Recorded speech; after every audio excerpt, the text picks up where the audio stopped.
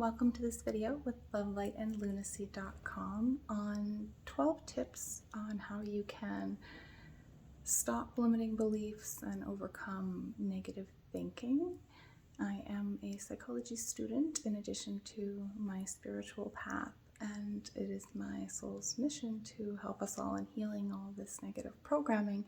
So I've put together a little compilation that I'm hoping will help some people when they're struggling with the negative thoughts that are holding them back. So I will talk about cognitive diffusion and a few techniques that you guys can use. And diffusion is the ability to observe your thoughts and feelings and experiencing them without identifying with them, or to put it in other words, without getting attached to them or hooked to them and believing them to be truth, real, and or fact. We get hooked or attached, fused with negative and fearful thoughts and feelings, and this is what causes us to stress. We can hold on to these negative beliefs and feelings so tightly, we forget that they aren't just a brief phenomenon that come and go. Because we've been having them for so long and so frequently, they've taken on an elusive, permanent form, and we mistake them for truth. Even to the point where we can get annoyed if people question their validity. As Dostoevsky says, sometimes a man or woman is intensely, even passionately attached to his or her suffering. And one of the reasons for this is that the old negative thoughts and feelings are so familiar that even though they're uncomfortable and distressing, they feel safe and predictable.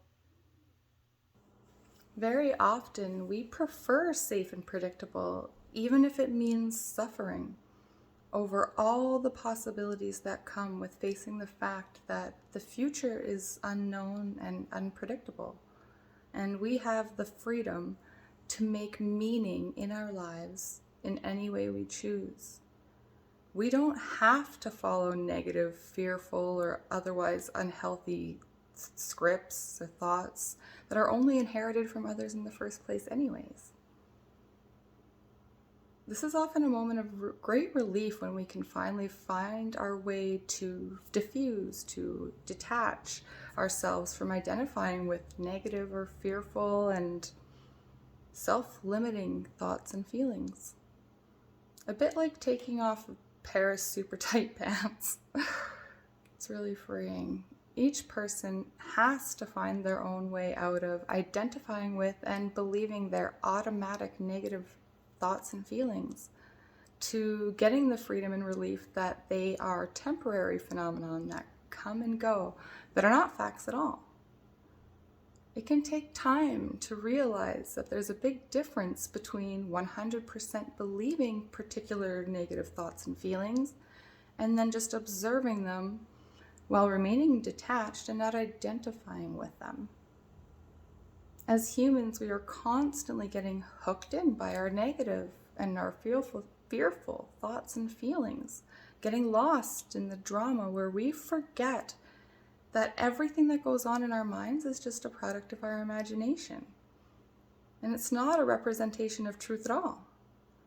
We can change where we place our attention. We don't have to stay focused on the drama of old, negative, fearful thoughts and beliefs and feelings.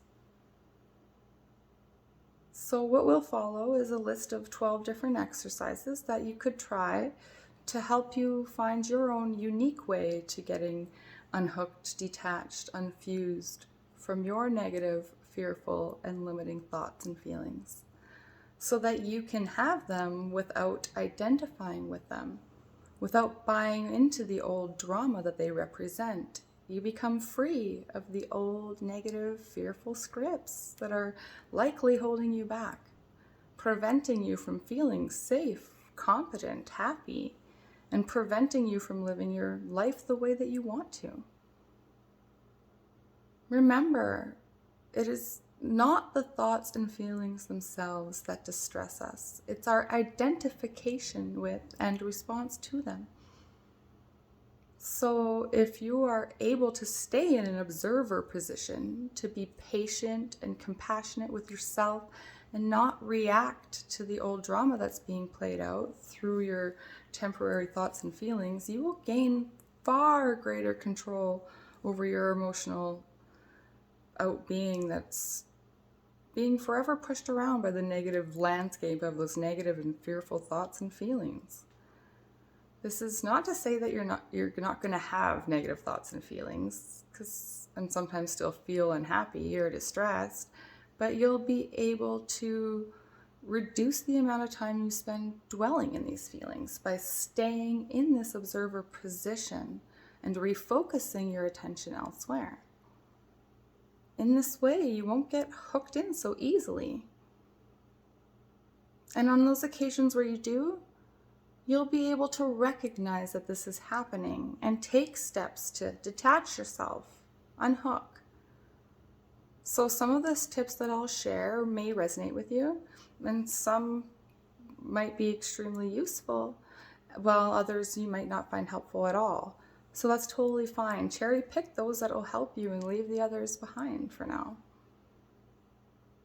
It's also a really good idea to just get creative with it and experiment or make changes to any of the tips that I'm sharing with you so that they can become better suited to you and your specific situation. And as you go through the process of learning diffusion, you may find that different exercises are helpful at different stages of the process. Sometimes it can help to go back and retry an exercise that might have been not so helpful previously. The key is to remain flexible and open. Sometimes a strong negative reaction to a particular technique might mean that there is something very important to learn from it if you can overcome your initial negative reaction. So the first one is leaves on a stream. You'll sit quietly with your eyes closed and imagine you're sitting under a tree by a shallow river, and each time a difficult thought or feeling arises in you, imagine yourself placing it on a leaf and watch that leaf fall from a tree into the river and float gently away downstream. 2. Bully or spoiler voice. So identify your negative or distressing thoughts or feelings like a playground bully or a spoiler voice that you've learned from others outside of yourself when you were younger. It feels like this is coming from you, but you actually learned this belief or these thoughts from other people, and over time have inappropriately come to identify with it as if it is a factual reflection of who you are, but it is not. It is their stuff, not yours. Take back your power by saying to yourself, I'm not going to fight you, but I'm not going to listen to you anymore either. And when you unhook yourself and stop focusing on those negative thoughts and feelings and just let them be without engaging in the battle to get rid of them, they will shrink and they'll lose their strength and power over you. And number 3 is morphing your thoughts or feelings. Whenever negative thoughts arise and crop up, repeat them to yourself in like a silly or ridiculous voice, like Donald Duck or Mickey Mouse. Repeating the negative, unhelpful thought in a silly voice helps you realize that they're just words, they're not fact or reality. And you can add to the effect by making your silly voice either really fast or really slow. And this process of morphing your thoughts can help you change your relationship to thoughts and feelings. Morphing makes you the creator and puts you back in charge of your imagination and in charge of your attention and intention instead of being the passive receiver. Experiment with being creative to help you diffuse and develop a different relationship with your thoughts and feelings, where you, the observer and creator, are in charge. 4, the view from above. Think of yourself from the thoughts and negative thoughts you're experiencing and zoom out and see yourself in this situation from the sky. And zoom out further and see the town, city, or country where you live. Zoom out further again still and see the earth spinning around the sun. Then zoom out further and see the solar system, and then the whole galaxy and Milky Way, and then thousands and thousands of galaxies containing billions and billions of stars and planets. Look around you at the limitless expansion of the universe, glittering with light and energy, and the immense possibilities this presents for you, and how small and insignificant those negative thoughts and feelings are once you're able to diffuse and unhook from identifying with them. 5, the sky and the clouds. To help remember that thoughts and feelings come and go and are temporary phenomena that will pass, look at the sky and watch the clouds moving slowly across it. Your mind is the sky. The clouds are your thoughts and feelings. They're not permanent features, just temporary visitors that will evaporate with time. Number 6, repetition and semantic satiation. Some thoughts contain specific words that'll have greater negative emotional impact for you than others, as they carry with them a network of negative creations. And we refer to these as anchor words.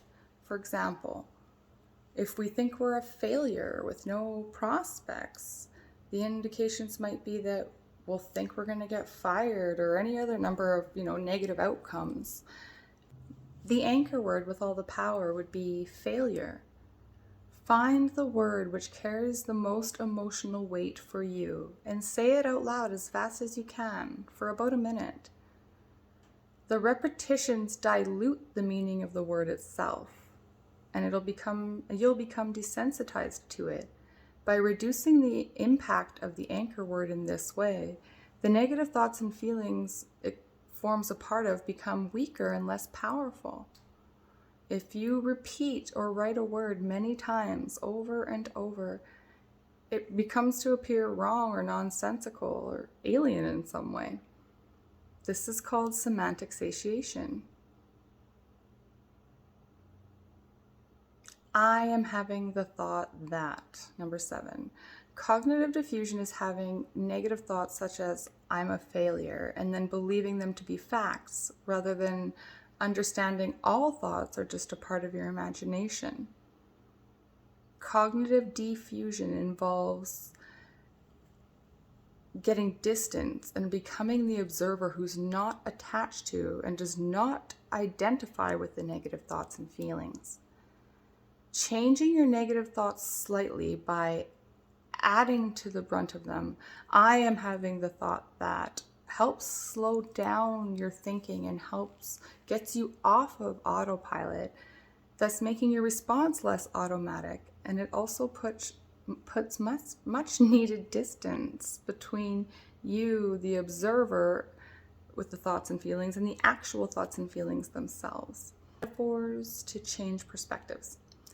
Metaphors allow you to view your thoughts differently.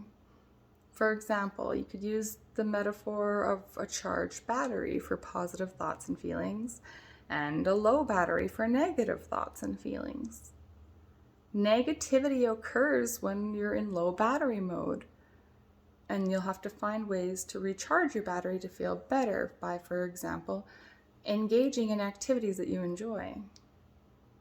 And another type of metaphor is you can liken the negativity to balloons and use your imagination to play around with the thoughts and feelings. Be creative and let them go, as all thoughts are just a product of your imagination anyway. Or you could try changing your internal dialogue to the third person. So instead of using first person pronouns like I or me, use third person like they, she, them, he, for example. Instead of saying, I feel like a failure and I'll never amount to anything, change it to, they feel like a failure and they will never amount to anything. This change creates psychological distance between you and your thoughts and feelings by unhooking and removing you from the context. And it also puts you back in as the observer of your thoughts and feelings. As the observer, unhooked from being the thought or feeling itself, you can let thoughts and feelings go more easily. Third-person self-talk reduces the emotions' intensity in thoughts and feelings and weakens your attachment to them. Next, you could try stop and breathe. Step back and observe. So first, stop and breathe. Tell yourself to focus on your breathing so that there's less attention available to focus on negative thoughts and feelings. Make a significant change to your physical activity that you're doing as well. For example, if you're sitting still, stand up, move around. Change the context by reminding yourself, I am having the feeling that, or I'm having the thought that. 10, step back and observe. Remind yourself that you are the observer, having this temporary thought or feeling that will pass. Then bring your attention back to the present to watch and observe through your 5 senses.